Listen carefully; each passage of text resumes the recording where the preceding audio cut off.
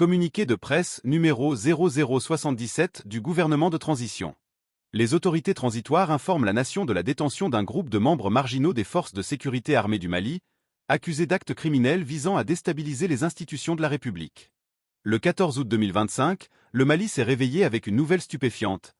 Un coup d'État avait été déjoué avant même de commencer. Des généraux de haut rang ont été arrêtés, des civils impliqués, et au centre de l'affaire, un ressortissant français a été accusé d'agir pour le compte de services de renseignement étrangers. Mais qui étaient exactement ces conspirateurs? Pourquoi agir maintenant? Et quel rôle la France joue-t-elle dans cette affaire? Lorsque le gouvernement malien a annoncé la tentative de coup d'État déjoué, il ne s'agissait pas seulement d'une information de dernière minute, c'était la révélation d'un séisme politique évité de justesse. Selon le communiqué officiel, une conspiration se préparait discrètement depuis le début du mois d'août, se répandant dans les casernes, atteignant les cercles civils et culminant finalement avec les arrestations spectaculaires du 14 août. Le communiqué a mis en avant le caractère minutieux de l'opération. Les responsables ont souligné la vigilance, le professionnalisme et la détermination des forces de sécurité, donnant l'impression d'un appareil d'État observant la situation de près, attendant le moment propice pour agir. Selon des sources internes, la surveillance avait duré plusieurs semaines, suivant les communications entre officiers de haut rang et leurs contacts civils. Les arrestations qui ont suivi furent rapides et calculées. Un coup préventif plutôt qu'une réaction improvisée. Les personnes arrêtées représentaient un large éventail d'influence et de pouvoir. Des officiers supérieurs, vétérans de plusieurs décennies, ont été menottés aux côtés de civils accusés de faciliter le complot. Cette révélation initiale posait déjà de grandes questions. Quelle était la profondeur de cette conspiration? Et quelle menace représentait-elle pour le fragile gouvernement de transition du Mali? Pour le gouvernement de transition, présenter l'opération comme le fait de simples éléments marginaux était essentiel pour rassurer la population. Pourtant, l'ampleur des arrestations, plusieurs généraux, des lieutenants-colonels, des civils et un ressortissant étranger laissaient penser que ce complot dépassait largement un simple mécontentement isolé. Parmi les détenus se trouvaient des officiers de haut rang et expérimentés, autrefois considérés comme des piliers de l'armée nationale. Les brigadiers généraux Abba Dembélé et Nema Sagara n'étaient pas des figures périphériques. Leur implication transforma cette tentative ratée de coup d'État en une action à l'ambition calculée plutôt qu'en un simple acte désespéré. Le peuple malien ressentit une profonde trahison. Les généraux incarnent l'autorité et la confiance que les soldats accordent à leur hiérarchie. Lorsque des hommes de cette stature se retournent contre l'État, le pays est confronté à une vérité inconfortable. La loyauté au sommet n'est jamais garantie, surtout dans une société où l'armée joue à la fois le rôle de force de défense et d'arbitre politique. Mais le complot ne se limitait pas aux uniformes. Des civils et figures politiques auraient joué des rôles de soutien, fournissant argent, réseau et légitimité à une prise de contrôle militaire. Ces alliances civiles montrent que le mécontentement ne se cantonne pas aux casernes. Il s'étend dans des sphères où la frustration envers le pouvoir reste vive. Enfin, l'arrestation de Yann Christian Bernard Vasilier, ressortissant français, donna une dimension internationale à l'affaire. Il aurait servi de lien entre certains officiers maliens et des États étrangers. Pour beaucoup, sa présence confirmait que cette tentative n'était pas seulement une lutte de pouvoir interne, mais un projet de déstabilisation fomenté depuis l'extérieur. Pourquoi tenter un coup maintenant? Le timing, comme toujours, est révélateur. Le Mali traverse une transition délicate, traînant depuis les coups d'État de 2020 et 2021 qui ont porté Assimi Goïta au pouvoir. Les élections promises mais reportées demeurent incertaines.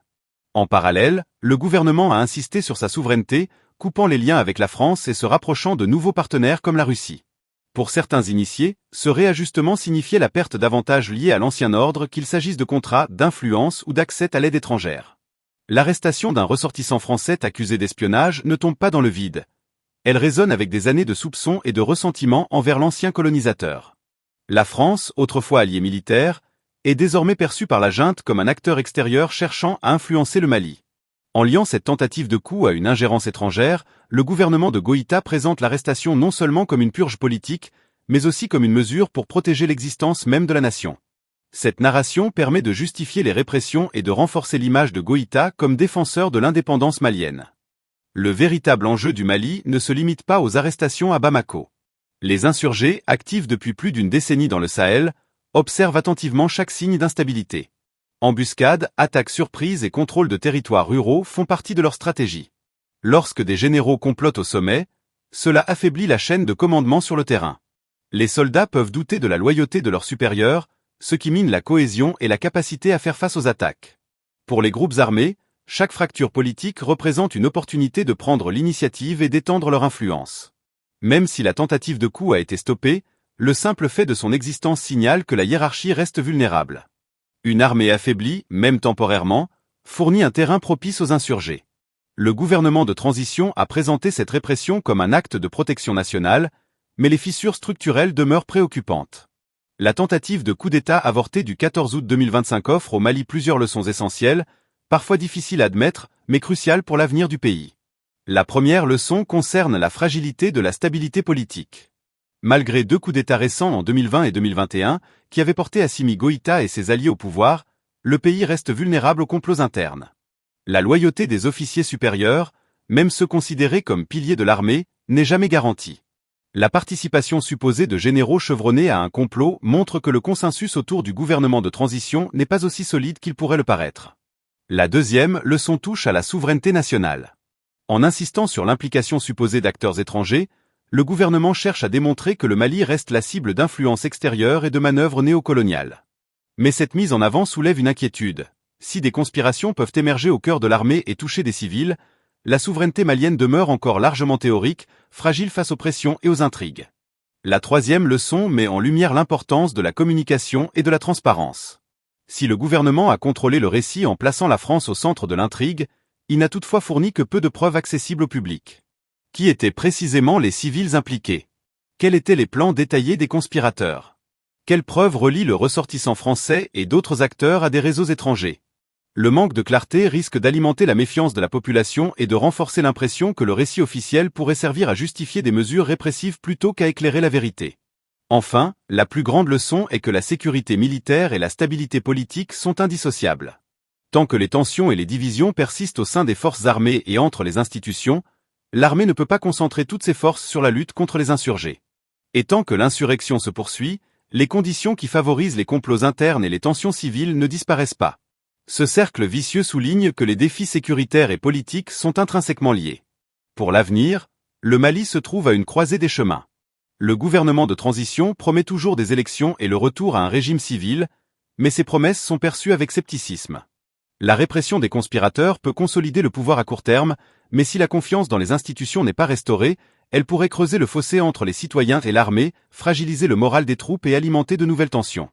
La réussite du Mali dépendra donc de sa capacité à transformer cette crise en une opportunité de renforcer la confiance entre dirigeants, forces armées et population, et à consolider une souveraineté véritable. Sans ce renforcement de la légitimité et de la cohésion, toute victoire politique immédiate restera fragile et temporaire. En résumé, cette tentative de coup d'État avorté n'est pas seulement un avertissement. Elle est une démonstration concrète de la nécessité pour le Mali de consolider ses institutions, de restaurer la confiance, et de sécuriser à la fois son pouvoir central et sa souveraineté face aux menaces internes et externes. Au final, cette tentative de coup d'État n'est pas seulement une affaire d'arrestation, de généraux corrompus ou d'un espion étranger. C'est un épisode supplémentaire dans l'histoire d'un pays qui lutte pour sa stabilité entre le poids de son passé colonial, la menace permanente des insurgés et la quête de souveraineté réelle. Les généraux sont désormais en détention, le ressortissant français est sous contrôle judiciaire, et le gouvernement de transition se targue d'une victoire. Mais la véritable bataille se joue dans l'esprit des Maliens. Croient-ils en leurs dirigeants, ou perçoivent-ils un simple jeu de pouvoir? Cette affaire rappelle une réalité cruciale. La route vers un Mali stable et souverain reste longue, semée de défis et de tensions. Jusqu'à ce que la confiance soit reconstruite, la nation restera vulnérable face aux crises à venir.